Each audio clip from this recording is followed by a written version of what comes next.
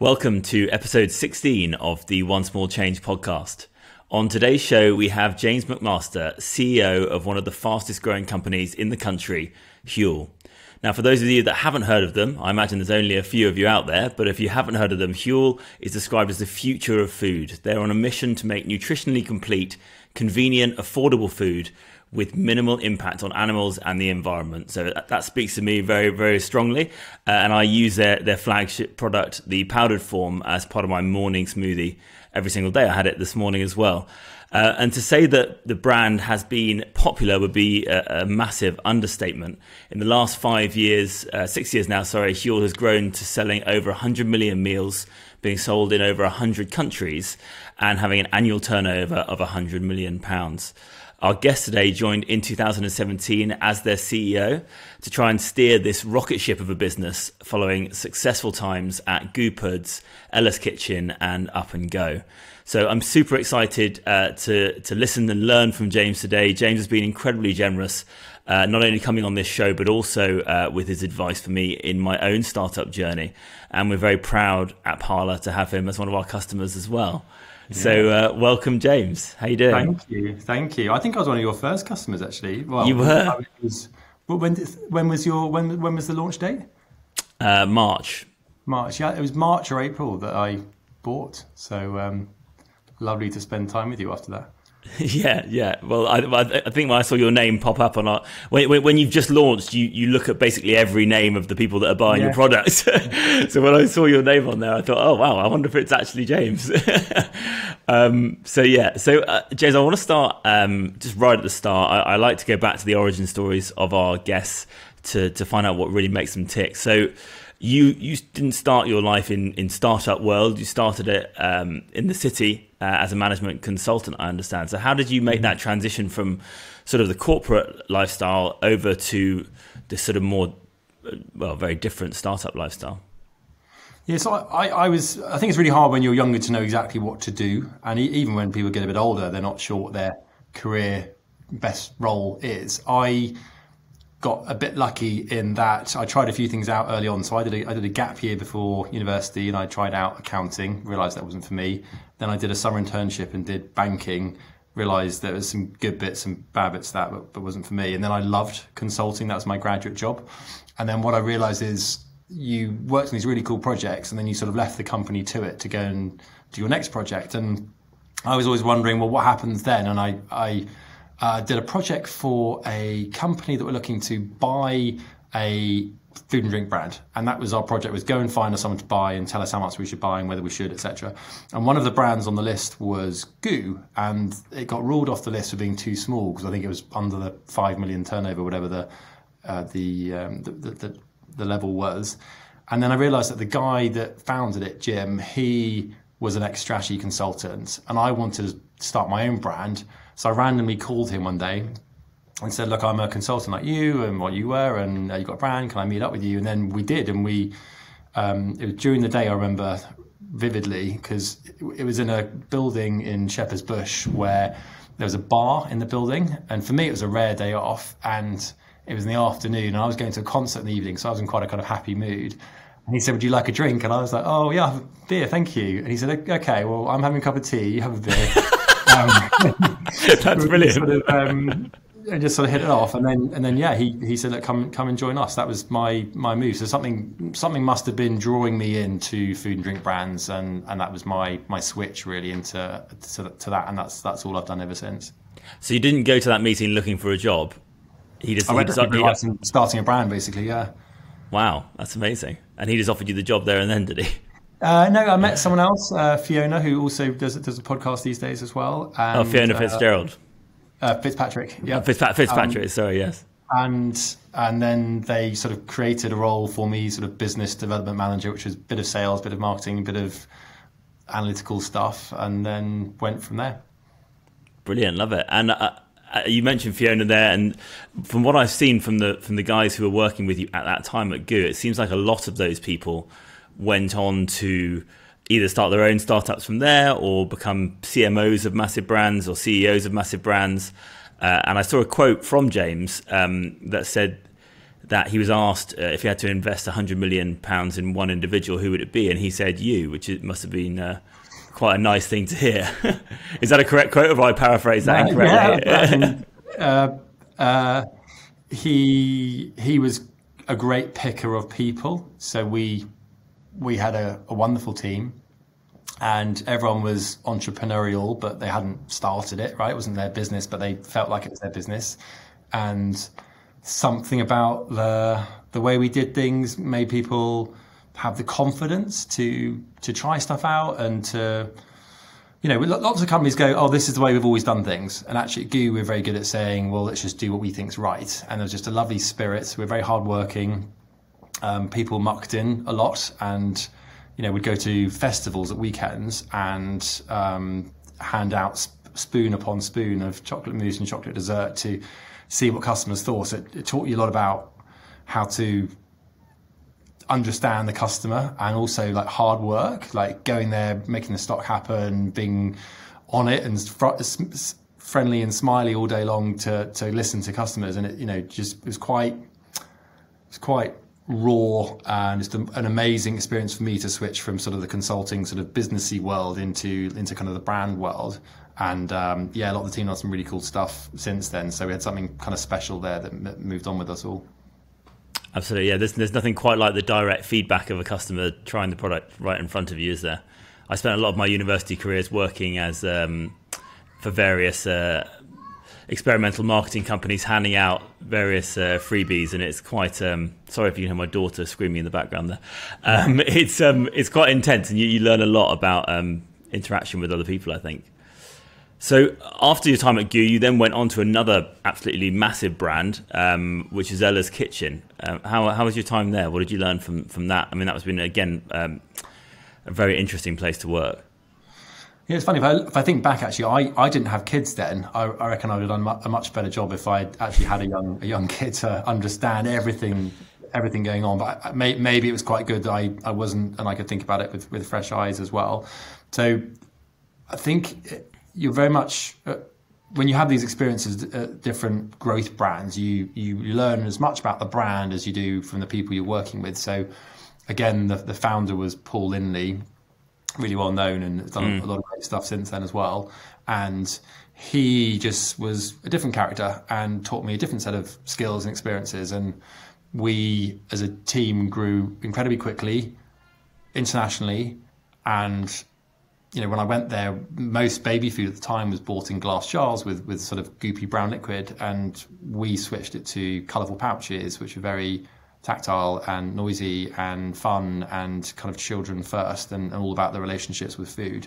So I think it taught me about brand, it taught me about culture, and I think also as a person. So when you go into kind of consulting and finance and all that world, there's less of a kind of human element to it. It's much more about just sort of numbers and what stuff gets done. And then you go into kind of companies with, 10, 20, 30, 40, 50 people, and it's about people and getting stuff done. And Paul helped me develop as an individual and understand myself better. And then I learned a lot about how to create a culture and copied. Since then, I've copied a lot of things that he taught me at Ella's Kitchen. So just different experiences of different brands teach you different things. Yeah, absolutely. I mean, were there any consistencies that you saw between those two brands that you have taken on into Huel?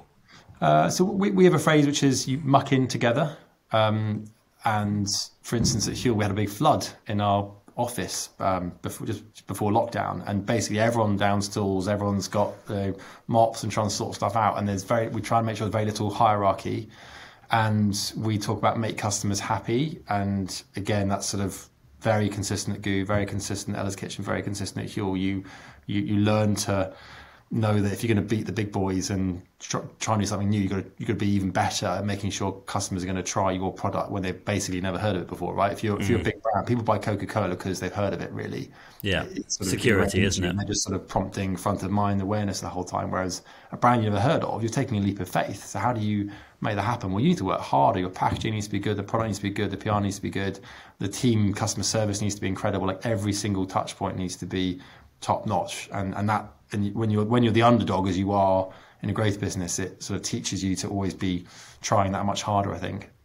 Yeah, I love that. I love that point on mucking in as well. It reminds me of I read a book from one of the top coaches from the New Zealand rugby team, and they have that exact same philosophy. Obviously, for those of you that don't watch rugby, New Zealand are renowned as one of the best teams ever. And actually, in all sport, I think they've got one of the highest success rates of any team in any sport, which is crazy. But the captain and like the sort of the top try scorers after the game, instead of sort of spraying the champagne and celebrating and all of that sort of thing, they're the ones that are left in the locker room at the end sweeping up. And I thought that was a great analogy for all business, really. I looked at two things. So I'm half Kiwi, so I'm kind of really into the rugby in New Zealand. Secondly, when we built a culture book at Huel about 3 years ago, and we used that thing there, they call it sweeping the sheds as their thing. And it's very much that mucking together. And when we had our flood, there's me there and our founder Julian there, and we're kind of pushing stuff along, and that just happened naturally. But we took a photo of that, and that's now in our culture book to say, look, that's here, brilliant.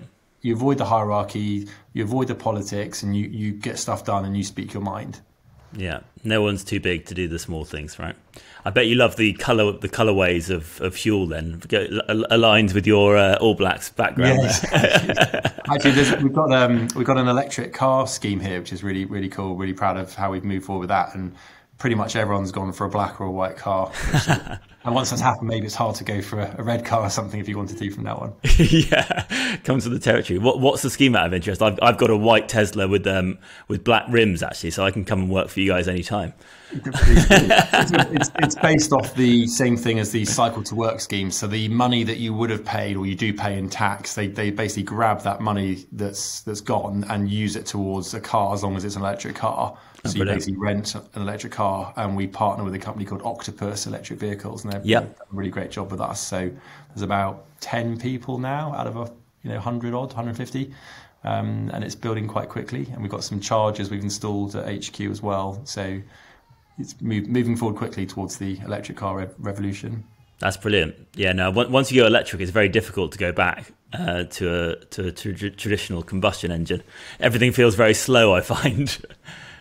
Brilliant. So let's move on to Huel then. You've been there since 2017. I think probably the best place to start is for you just to describe what the brand's all about from your point of view as a CEO, for those that don't know that much about you guys. So we make nutritionally complete food, which is food that's got all the protein, carbohydrates, fats, fiber, and all 26 vitamins and minerals that your body needs. If I maybe take back to mission, that's the mission statement behind my head. So some of the challenges we've got in the world today are high food wastage, right? So 30% of the food that we create for human consumption is wasted. We've got 7 billion people in the world, of which 1 billion are in food poverty. They don't have enough food. And then you've got 70% of the developed world who are either obese or overweight. And then you've got people running around trying to have fast food, but most fast food is junk food.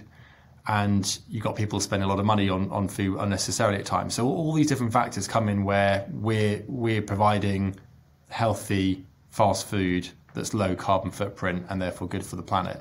And it's something that has just struck a chord since we launched coming up to 6 years ago. And we initially launched in a powder, which is a mix of products like pea and rice and oats and coconut and flaxseed, and that whole combination gives you the nutrition you need. And you add it to water, shake it up, and you have that as your meal, and you choose the number of calories. Like me, I usually go for 400 to 600 depending how hungry I am. You might go for 200 as a snack size, and there's no wastage involved with it, and it's shelf stable, so it ticks like 1 million boxes. And I think also being plant-based in the last year or two, we've noticed that trend just really accelerate. So yeah, because it ticks so many boxes, it's just gone bananas, and we're now selling in 100 countries around the world and growing very quickly, and almost all our sales coming through Huel.com, and we're up to about 150 people. So it's just been an incredible roller coaster, crazy journey to where we got to now. And how has the pandemic affected you guys? Has it been? I imagine it's led to probably more business for you, hasn't it? Yeah, overall, if I go to sort of March then, so March 2020, we could barely stay in stock, and we were struggling to get transport happening and warehouses stopping and production stopping because of people having COVID in the factories and stuff. And then we had a huge spike in sales, and then followed by a bit of a drop off in sales. And then at various times since then, it's been up and down depending on lockdown. And what we're finding the last few months is sales are sort of rocketing again, with people pace of life being a bit stronger. And also sort of, when you're stuck at home, I think people just sort of go to the fridge every 5 seconds because they're bored. And there's been a lot of overeating, and people where they're having kind of the wrong food or spending too much money on food, or they're kind of cooking a lot. And now I think people are going, do you know what, I want to be out and about again. And we're very useful when you're wanting fast food that's not bad for you. So yeah, at the moment we're just absolutely flying. Yeah, that's the beauty of Huel for me. If I'm in a rush in between meetings and I just need to get something in me because I'm getting hangry normally, it's perfect. It's perfect for that anti-hangry activity. So one of the things that I love about Huel is the brand, the branding, the t-shirts. Is that something that has been quite easy for you guys? It's something that you're still, I mean, it's quite a simple brand, but why do you think it's resonated so much? I think a combination of things. So from a look and feel point of view, yes, it's very minimal and quite purist. And some people say to us sort of Apple-esque and sort of less is more sometimes. From how it's positioned, we're very, very transparent, both in terms of how we are with the team, how we are with customers. We actually group everyone together and call them hooligans. And actually, we didn't come up with that name, so our customers call themselves hooligans. And then we thought, well, hang on, we want to be a modern brand where there's less of a divide between your customer and the people that work there, and you're all one group really. So we're all hooligans, and I think that works quite well. And that's how there's a stronger level of trust, particularly as we're a new category, and a lot of people kind of like, oh, you take this powder and you convert it to a liquid and you drink it, and that's a new thing for most people. So how do we help convince them that this is something they should try? And a lot of that is the simplicity and the transparency around it. I think the direct consumer approach is big too, in that if you are trying to build a brand when you're going through a traditional store, it might take years and years and years to get a listing with the retailer you want to get a listing with. But actually, when you're online, it's kind of finding access to things you want. And that's how I found you guys, by the way. I got a PÄRLA ad on Instagram, and my brain, I'm quite into sort of trying new stuff. And I was like, oh, that's cool. I instinctively got it in about 5 seconds from a few pictures, probably like a carousel ad you were doing. And I did it. And actually, if I hadn't have had that, then I wouldn't discover it. So I think sharing and word of mouth and social has been a big part of how the brand has built quickly. It's clearly something people want and need. And at the exact right moment in life or the exact right moment in time where people are realizing the impact of their food choices. So agriculture is the biggest contributor to carbon footprint in the world. And people are very unaware of that. And suddenly, for decades, people talk about planes and cars and combustion engines, but even now, I feel like there's very little known about that. But now it's starting to happen. Like, hey, hang on, I should have meat-free Monday, and I should have lower carbon footprint food on it, and plant-based eating and veganism is all growing at the same time. So I think it's a combination of brand and timing that's led to the last couple of years of success. Yeah, absolutely. I'm interested to know how do you fit Huel into your own diet plan? Are you vegan? Are you sort of meat-based, or how do you fit it in yourself? So I'm quite typical, actually. So we all have roughly 21 meals a week, 7 days a week, 3 meals a day. And I have Huel Monday to Friday, breakfast and lunch in the office, plus my snacks in the office as well. But if you just think about the meals for a second, so without trying, half of my weekly meals are plant-based and vegan. Yeah. And then the others, there's a good proportion of plant-based as well, but I'm sort of less worried about it in the evening and weekends because I'm sort of so good during the week. And I think what people find is, you think about those 21 meals, often people go, wow, I didn't realize there's quite so many. It's not an obvious thing, but every couple of hours you're thinking about your next snack or your next meal. It's quite exhausting, and we're an easy way to go, do you know what, don't spend the money, don't have bad food for your body, and we're a simple solution to that. And I think We talk about entertainment food. So would I have Huel Saturday night with my friends or family? No, I wouldn't. Serve it at the dinner table. But equally, on Monday morning at 9 a.m., should I be having this great big roast dinner and spending hours cooking and chopping things? No, so there's a time and a place. I think we've lost that bit in society, and we talk about inconvenient meals being basically most of your meals where you don't want to spend lots of time and money for it, and you want good food, and that's where we fit in really nicely. And that's me and fellow hooligans. That's a lot of what we do, is split our mindset into those two different types. And I think there's almost like an assumption sometimes from people that people who have Huel just have Huel and they don't like food. And equally, you can be a foodie like me but still like Huel and still like having traditional food for entertainment. Yeah, absolutely. Super. So you mentioned there that you're around 150 team members now. Is that the biggest team that you've led yourself personally? Yes. Yep. Yeah. And how have you found that? Because I've heard a lot of founders speak about when you get to a certain number, it becomes much more difficult to maintain that culture. Is there anything that you guys are doing to implement and to maintain that sort of strong hooligan attitude into a bigger team? So there's a concept called Dunbar. I think it might be called Dunbar's 150 or something, and it goes back to ancient tribes and things like the military, where once you get to 150 people, it's really hard to stay as one group. It's really hard to form a meaningful relationship with each of those 150 individuals. So we've talked about that openly recently. So we have an all hands meeting every 2 weeks. We call it All Hooligans, obviously. And I brought up recently, said, any ideas? And actually someone came up to me after and said, well, this is a company they've worked out where they actually discuss the exact same thing. So we're going through that right now. I think one thing we've done which will help us is we're quite big on codifying things. So we created a culture book that's about 60 slides long. And it's very text and image heavy, and it tells you about what we believe in and how to do things. And we've got a communications book on how we think you should communicate. And if you didn't do that, then people just join in. And what happens is you end up learning what the person next to you says. And they say, oh, this is how you do things. And suddenly you end up this very disparate group of people all, I don't know, not singing from the same hymn sheet. And what we do is, I think we're quite tight as a group, and we work really hard to just evolve each time we get bigger. And we're doing that same process now. Like, how do we evolve now? We're going to be sort of 200, 300, 400 people in the coming years. How do we do things differently to make that happen? I think the other thing that's been different for us early on is we've always had quite a few offices. So we've got an HQ in Hertfordshire. We've got an office in London. We've got an office in Birmingham. We've got one in New York. So we've always had to try a little bit harder to try and keep everyone together when we're in different locations. And that was super handy for lockdown. And we've been using Zoom beforehand for a long time. So we've always tried hard at it, and we need to try even harder now as we get bigger in the next phase. And do you think that now in this sort of post coronavirus time, that those big offices are still really important to you, or do you think that you'll move more towards working from home and having less physical space?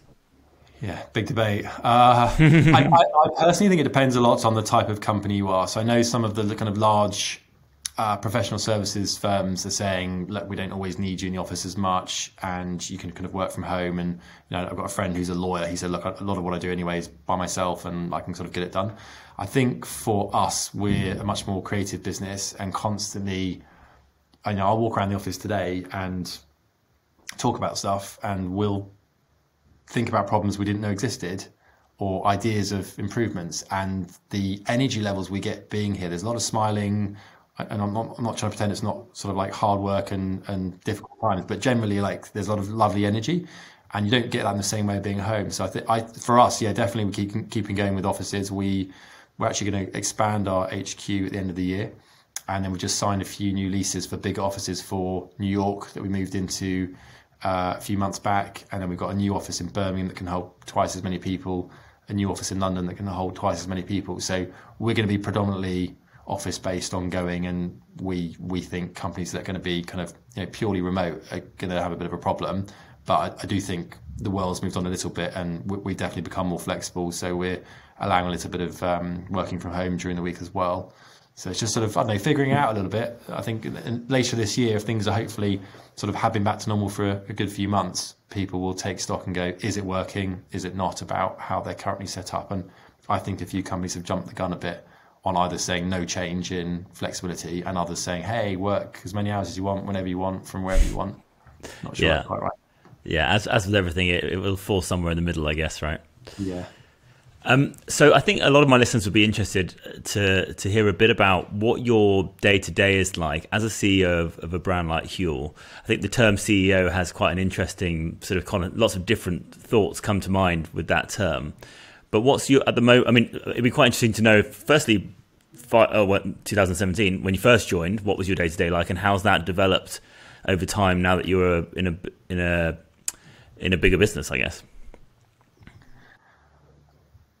In terms of how it's developed, I have done and continue to spend a lot of time on people and team building, and a lot of that for me is constantly thinking about where we're next going to, and then what is the work I'm currently doing, and trying to hand that up to other people and keep moving backwards. Otherwise, I won't be able to do the stuff that we need to be doing. So yeah, back in the day, I'd do anything and everything, and now it makes more sense for other people to do that who are either better than me at doing it, or actually there's other things that are right for me to be doing for the team to give better guidance and direction on what we're doing. I think in terms of an average day, that's useful. So I get up quite early, and I find to be happy in life and sort of have the right energy, I quite enjoy working out each day.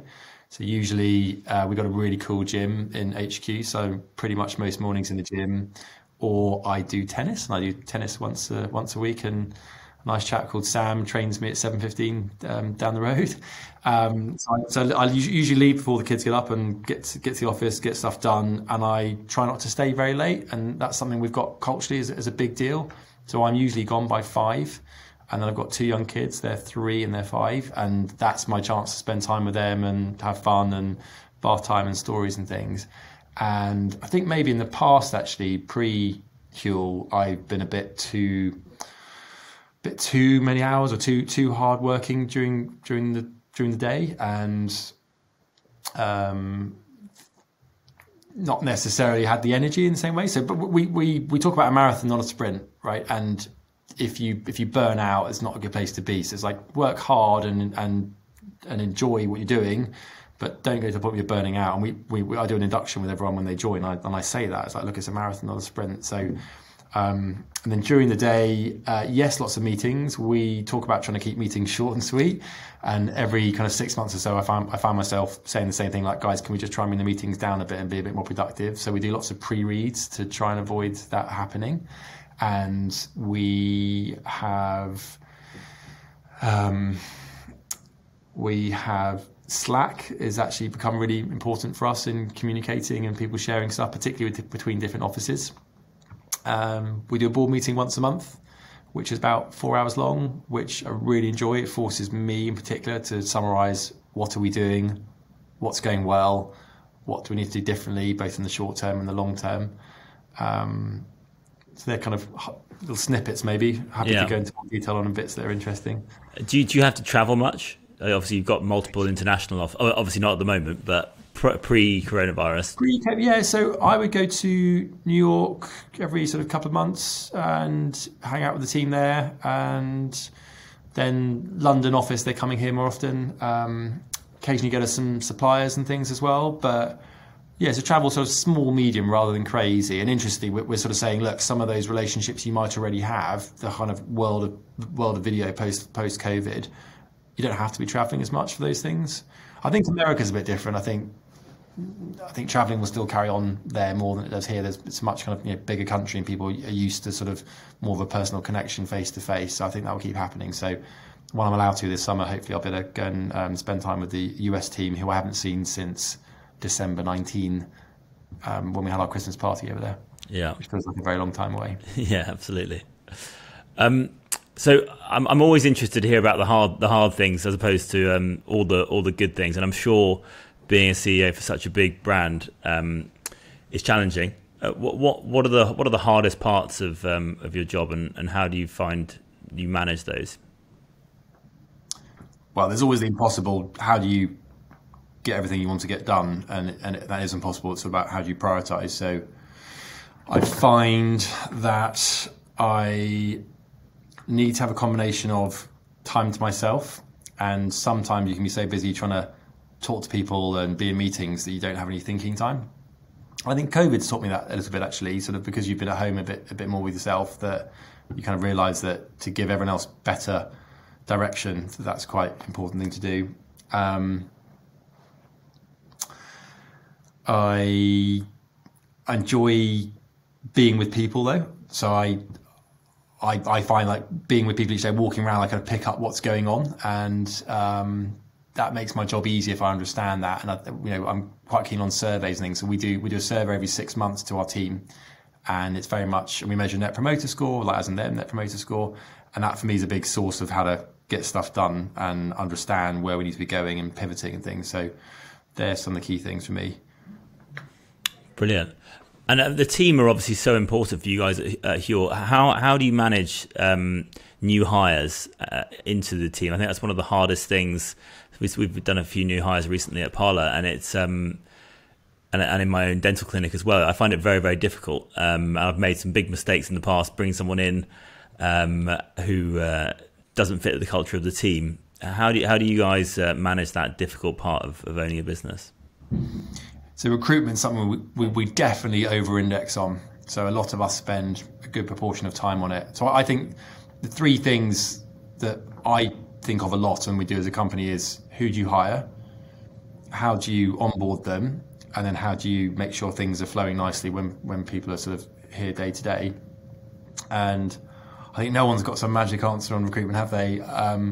It was interesting, I was chatting with someone yesterday after our All Hooligans meeting, and they were saying there's something about the mindset at Huel in terms of the people we hire, and it must be to do with when we interview and meet people who we choose to bring forward. There's a lot of diversity here in terms of age and ethnicity and language, and we're kind of 50-50 male female, so it's a really good mix of people, but somehow there's a similar mindset, and we seem to spot that. We do a few things like we've got a culture check when we do interviews. So two people are selected to just do, they're not asking them about their job, whether they're good enough, but it's someone we're about to hire, and they're asked to say, is there a reason why you wouldn't hire this person? And that's been quite successful for us. There's a few little things have changed there. And we do, like I myself, I like going on LinkedIn and finding people. We do a lot of referrals as now, so we encourage the team. I can't remember how much it is now. It's probably about 500 quid, where if you refer someone for a job, you get a referral fee for that. And there's quite a bit of that going on, where there's an extra level of trust maybe that they might fit in. And it's surprising how good people's network is when you ask them to find someone who might be good for a role. But also I found in the last year or two, as our brands got bigger, we get a lot more approaches. So, back in the day, it'd be like we're having to kind of convince people that we're a legit business and that we're going places. And now it's like, you refer to us as a big brand. In my head, I don't see us as a big brand yet, but we are in some people's heads, and we get a lot of approaches. And that means maybe we're fishing in a bigger pond, and that's kind of cool to not have to always look for people ourselves and have them come to us. Yeah, absolutely. That definitely makes it a lot easier, doesn't it? A lot of the listeners of the show are business owners themselves, and I think it'd be remiss of me not to ask a question sort of directed directly at them. So one of the things that is so incredible about Huel is the speed at which you've grown. And I was wondering if there's anything that you think that you could pick out as elements that have led to that exponential growth, but also a sustainable growth. I mean, it's not a short-term sort of high sales peak to then sort of flip the business. It seems to be like a longer thought process. I'd probably start with product.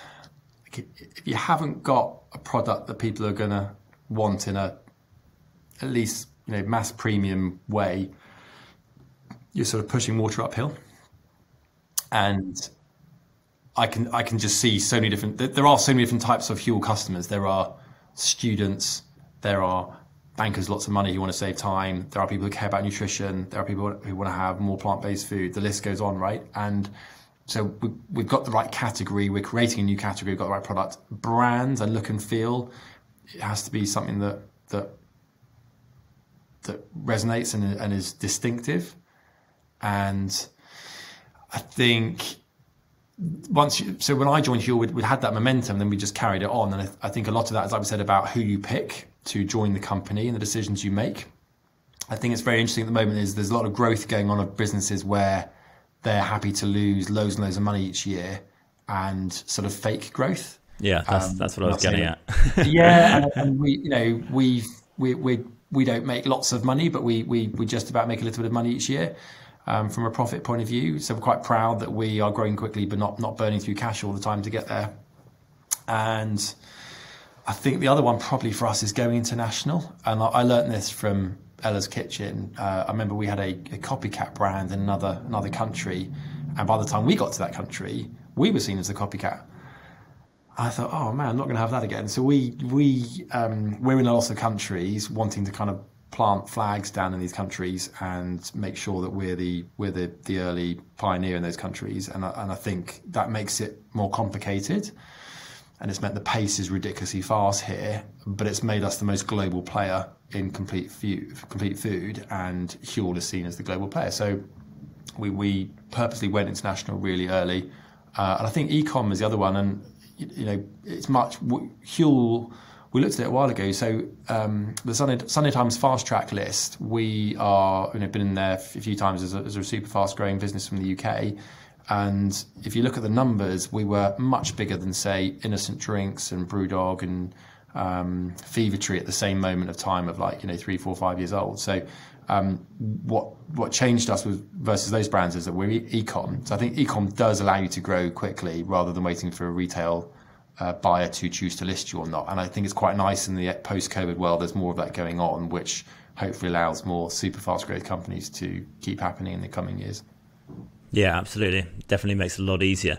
How did you manage the international nature at an early stage? Because it's one discussion that we've had within PÄRLA is we don't want to spread our tails too thin and then not capitalize on our own market, our own home market, if that makes sense. So did you just have a big enough team at that time? Were you growing fast enough? Is that what allowed you to do it? Or was there anything in particular that you leveraged on to achieve that?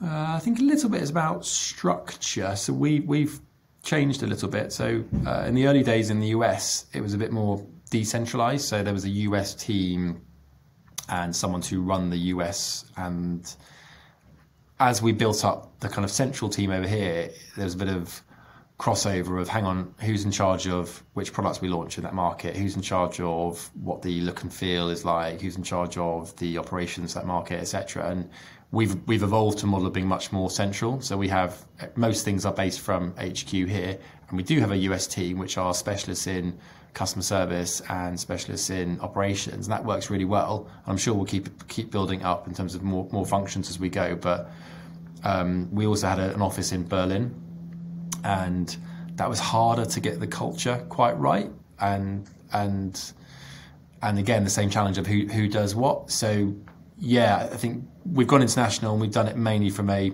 centralized team model here. The downside of that is you're not sometimes on the right time zone, or you don't have the right language abilities. But what we've managed to do is find a lot of people who are from different countries. So if I go look around HQ, you've got Italian people, Polish people, Japanese, German, like just this Swedish, this kind of hot pot of different cultures, which has actually made the whole team, I think, more interesting, and it's more rounded. But we're in this kind of business park in Hertfordshire. It's quite a kind of surreal thing to have that. Yeah, absolutely. One of the big launches, I think it was last year, I saw from you guys was the savoury range, which I have to admit I haven't tried it yet, but was that a big leap for you guys? It seems like I don't know of any other product like it. I mean, you can I know this is blasphemy, but you can kind of see a similarity between like a protein shake and normal Huel that I use every day, even though Huel's obviously far superior to that. But it's chocolate and chocolate. Do you know what I mean? Vanilla and vanilla. This is hot and spicy. So what was the whole thought process behind that new product development, and how's it been going? I said earlier how we think about Huel customers and employees being sort of the same. There's a really, really close link there where every day we're talking about what people want and what we can do. So, wanting a savoury Huel has been a request since very, very early days. It's just how to do that. Do you do it in a shake, which is quite difficult to do, or do you do it in a more traditional meal? The other thing is, I think sometimes people look at Huel and they're not quite ready for the concept of drinking your lunch, say, but they are in terms of using a spoon. So it all just came together as a way of going, well, we could kind of kill two birds with one stone. And people are interested in the idea of complete food. They want to have an easy way of having all their nutrition, but they still want to have it as something they can use a spoon and that's warm and they can chew. And suddenly that's where it came from. So it's gone incredibly well for us. And we've got a range of 6 now. And suddenly you've got powder, ready to drink bottles and bars, now hot and savoury. It's a much bigger mix. And we talked about earlier what I have. I often have hot and savoury for lunch, and historically I'd have powder for breakfast and lunch. So it just gives you a bit more variety, and feedback's been great for people saying the exact same thing of they enjoy the fact that they can just have a bit more change in what they're having, but they still want Huel pretty much Monday to Friday, breakfast and lunch. Brilliant. And as far as you can tell us, whatever is out there in the ether, what's up next for Huel? What are you guys moving into that you're if anything, if you're allowed to tell me anything? Something what I can tell you. Probably not very much. Innovation's a biggie for us. We're always trying new things out, and that might be a product or it might be how we do things from a team point of view. I think that's quite important, actually. So we're never finished. We're always trying to improve stuff, and that might be how you do meetings or how you communicate with each other, or it might be a product that customers see, or it might be some change to our website. So we talk about the end-to-end customer experiences, arriving on our site, checking out easily, arriving quickly and perfectly, understanding the product, liking the product, and then having contact with us and buying again. And that loop, every aspect of that loop is innovation, and we've got a million things we're working on that are coming out this year, next year. I think we're looking a bit further ahead than we used to in terms of the stage in business we're at. So we talk about organised chaos. So I refer to us right now as being in a sort of organised chaos phase, whereas when we were a startup, it was disorganised chaos. Right. And I think the chaos bit's important, because if you start being too perfect and never changing your mind on stuff, then you become a bit slow moving and you miss what's going on around you. So I think everyone here gets that, and we explain it at interview when they're here that we are going to move quickly. We do have plans. We're getting more structure, more foundation, but we like ideas and we like moving with the times and being innovative. Yeah, I think that's really important. Certainly, I'm in the disorganised chaos section of PÄRLA at the moment. Actually, we've got one thing coming out which is in the disorganised chaos phase, and I brought that up saying, look, it feels uncomfortable because it's in the disorganised chaos phase, and pretty much most people here are now used to the next phase where you've gone past the startup, and I think the kind of penny dropped a bit for a few people on that thing we're doing. Why it's so painful. yeah. Brilliant. In PÄRLA, we often joke there's no such thing as a day off or a holiday from a startup, because you're so passionate about it. You're on it all the time. If an Instagram post goes out and it's got the wrong copy on it, you feel that you immediately need to go and edit it. And if a customer's unhappy, you want to try and solve it. I'm sure you've been in this game for a lot longer than I have. You're driven by the passion, and that keeps you going. But you, like me, have 2 kids. Yours are about a couple of years older than mine. How do you balance that challenge of being super passionate about what you do, super successful at what you do, but also making time for friends and family and that sort of thing as well? It's a good point. It's one of the things I find the hardest. I am naturally very excited by what we do. People talk about work-life balance, and I like the phrase work-life blend, and that kind of makes sense to me.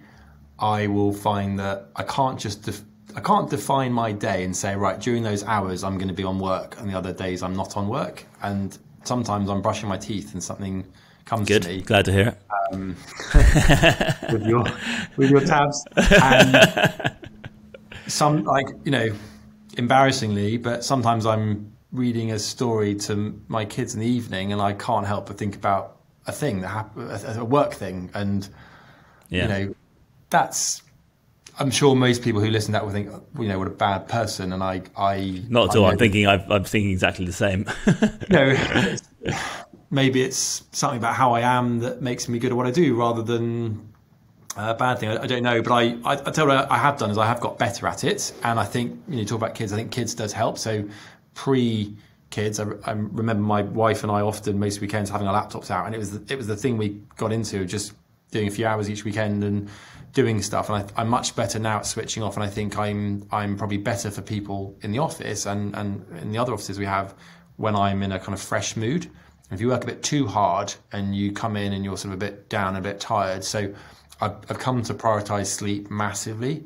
And particularly when you've got young kids, you're like, oh my God, as soon as they start kind of sleeping through the night, you're like, this is brilliant. And yeah. I'm not there yet. My smallest is about 7 weeks old, so that's not happening at the moment. You're in the bad place. The trenches. So, fast forward a few more months, and you can kind of go, right, how do I organise my life so I can get decent sleep, because it will make me feel happy as a person, and it's the same as exercise. It'll make you feel happy as a person. So, being good at work isn't just the hours you put in; it's the creativity you have, it's the people around you, it's the exercise you do, it's the food you eat, it's everything together. So.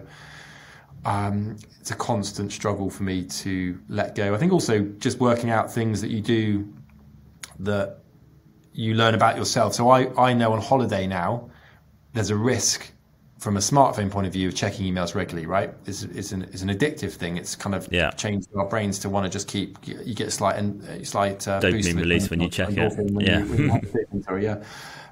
So what I will do now is like mentally schedule a time, and often it's when my 3-year-old Finn, when he's having a nap, if he has a nap between 1 and 2, I'll go, right, I'm not going to touch any work stuff or emails unless I have an idea I want to write down, fine. And I'll get the laptop out at 1 o'clock, have a look at what's going on. Anything urgent, no bash, the laptop goes down. Whereas in the past, I'm sort of not enjoying my holidays as much because I'm kind of a bit too always on. So I have to I've learned to tone myself down basically over the years.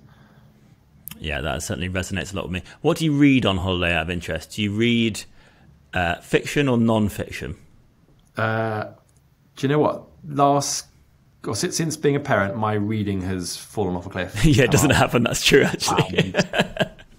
And I struggle. My attention span's not good enough at the moment to do it, because you always have to kind of watch out whether one of them is running off or something. So if you're going to read, you want to be like a nice half an hour to an hour of calm time. So I really have stopped. I also find it in the evening sometimes I'm just so exhausted that I'm not great at reading. Polly, my wife, she's really good at reading in the evening, and I'll often read like Men's Health or something, or we're quite into design, so living, etc., and L decoration and things. Oh yeah. And then in terms of, I know that means I'm going to be culturally a bad person, but I do a lot of podcasts, but sadly most of them are quite businessy related as well. So I'm a bit sort of over-indexing on businessy stuff, really, I'm afraid. Yeah, well, exactly the same as me. What are your favourite podcasts then, if that's your preferred medium? Yeah, so Diary of a CEO, which is Steve Bartlett, who I'm obsessed. Got friendly with, and then he's ended up joining our board, and he's fantastic, so we love that. Jake Humphrey, he did one with our founder, and he's quite interesting in terms of some of the psychology. There's some US ones about growth stories of businesses out there. So there's a venture capital fund that does one from VMG, they're called. Jason Calacanis, love what he does. Okay, I haven't heard of that one. Yeah, it's called This Week in Startups, I think. Okay, cool. I'll have to check that one out. Yeah, Eat Sleep. Bruce Daisley, who used to run Twitter. Yeah, I saw him on Steve Bartlett. I bought his book. Yeah. I've got an addiction to buy. I mean, I'm the same as you. I love to read. I just don't have any time. So I have an addiction to buying books that I hear on podcasts and then just never reading them. Which is a bit of a stupid habit to have. Yeah, so for me, I drive 45 minutes ish, maybe an hour each way, and I get a decent podcast in probably once a day, and then the other time I'm just everything's off. I'm just sort of like in my own thoughts and just driving along, and it's quite nice. Usually in the morning, actually, I'm sort of just thinking about stuff, and in the evening, I'm kind of calming down and just put a podcast on, and I feel more sort of focused on I've kind of trying to dump work if I can, as it were. Mm. So full silence on the way into work, not even any music? Sometimes, yeah. Really? Wow. I have to try that. There's very little time I get to myself where there's not stuff going on, and sort of in the car is kind of quiet time and thinking time. Yeah. Interesting. Brilliant. You mentioned Polly a few times there, who's your wife and a fellow entrepreneur. She has her own women's workwear fashion brand called The Fold, which I think you're an investor and advisor with as well. Two sort of type A, I mean, I don't know Polly, but I'm just, as an entrepreneur, most of them are type A sort of driven individuals. How do you guys manage your time so that you spend enough of it together? A number of our guests I know block the time out, so I try and do it with my wife, but how do you guys manage it? Or do you struggle with it?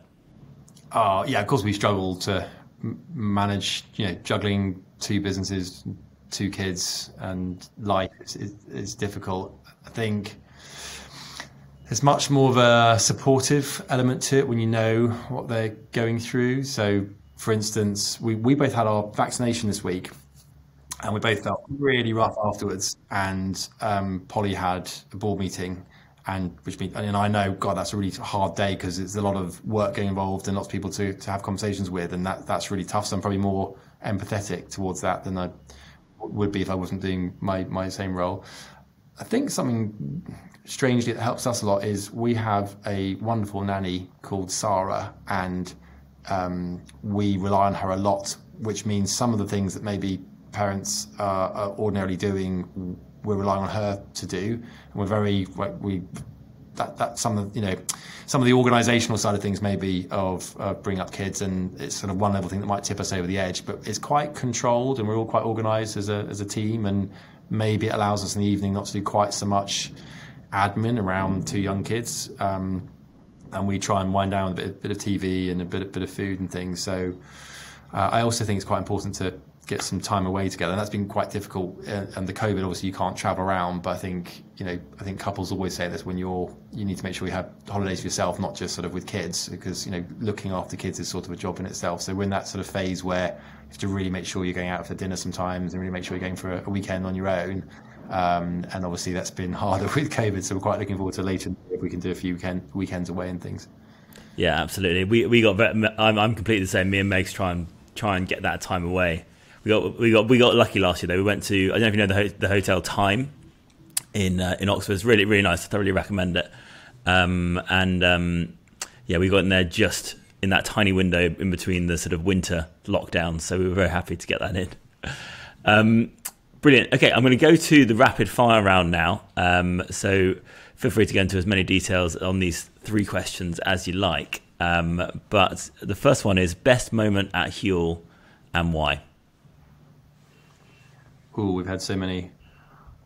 My favourite moments maybe is we have something called the Hoscars, which is right. the Oscars, which is our Christmas party, and we got these awards, these kind of golden bottles, and it's a really nice moment to celebrate something funny in the year, and people get awards for stupid stuff or something you're really proud of, and everyone's there and dressed up, and it's sort of, I feel the most proud of that moment of the year. We've done it 3 or 4 times now, and we obviously didn't have our party normally Christmas time 2020, but we did it virtually, and it still worked, and it's really funny, and it's like finishing off the end of the year on a high note of celebrating all the cool stuff we did. Love that. What do most people get wrong about you, if anything?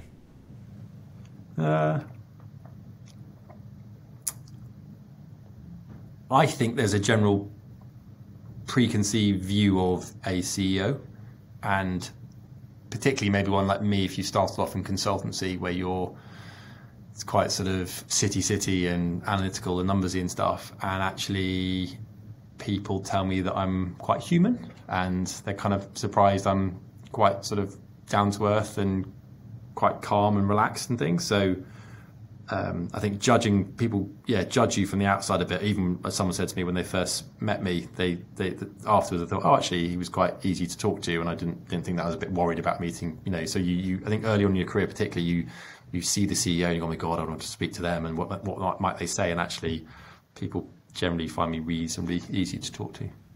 Nice. And I can tell, I think I could tell anyway, that you're a bit of a. You mentioned earlier you love design. I think you probably love brands and seeing other startups. If you're anything like me, other than Huel and Fold and PÄRLA, obviously, which brand are you telling all your mates about right now and you think is just awesome that maybe they haven't heard of? I reckon they probably might have now, but Babylon. Okay, this is the virtual doctors. So I remember a year and a half ago, you signed up to Babylon pre-COVID. And for me, it's like, hang on, I don't have to go and queue and go to a GP and hang around people who are probably coughing all over me. And I can book a slot for 12:05 when I've got a gap in a meeting and have a 5-minute video call with someone to tell me what's wrong with me. And I've used it 3 times since. And before then, I hadn't actually been to a GP for about 10 years, I think. And I've just kind of, various things have happened when I need a bit of help. And it's just incredible. And I think now, I think there's other people doing it as well. But just imagine the fact you might have think of the efficient, it's a bit like an Uber thing, right? Imagine if there's someone in Wales who is a GP who's available, but there's no one nearby who needs them. And there's 2 people in, Birmingham who are waiting, and you can just mix it up. So it's like a beautiful match between supply and demand, and it's a great time-saving thing. So I think it feels like that will be the norm going forward. Yeah, absolutely. Makes a lot of sense, doesn't it? Yeah, less of a sort of like sexy brand that you might have expected me to say. It's not what I was expecting, but I like it anyway. Brilliant. Okay, and the final question, which is the one that I asked to all of the guests on the show: what is the one small change you've made that you wish you made earlier in life? From a work point of view? Can be anything. Understanding yourself. So I've done quite a few personality profile type things, and you're kind of like, that's why I do this. And, people go to school and they get told you should be an accountant or a teacher or something, and it's like, hang on, what if your personality is not quite right for that, or your skill set? Where are you strong? Where are you weak? All that sort of stuff. I love it. So I wish I'd done it a little bit earlier, but I'm quite into sort of understanding myself, and I think there's a whole big growth mindset bit about do things you're keep developing on things, you'll get better at them, but equally there's do stuff you're really good at, and I think if people understand that earlier in life, then they'll make better choices. Which was there a specific test that you've done? Because I know there's sort of a few different ones, right? There's one I did about, I think it was called DISC, where I had 4 grids, and it was like dominant, influential, whatever, social and conscientious or something, and I was quite high on the dominant one, and I was like, oh, okay, I didn't really realise that. And I think now I'm quite high on the influential one and lower on the dominant one, just by learning that and knowing, hey, I can be quite influential. I don't need to be kind of like banging my fist down. And so if I'd done that a bit earlier, it would have been quite useful too. Brilliant, love it. Well, James, thank you so much for coming on. I'm sure you're an incredibly busy man, and really appreciate the time that we got to spend together. Learned a lot, and it's been wonderful to chat. Thank you, and thank you for founding PÄRLA, and really pleased to be a customer with you guys. And that's very kind. That's very kind. Well, we've got some new NPD coming out relatively soon as well, so I'll be interested to hear your thoughts on that. Thank you. Brilliant. Thanks a lot, James. All the best. Thank you. Thanks.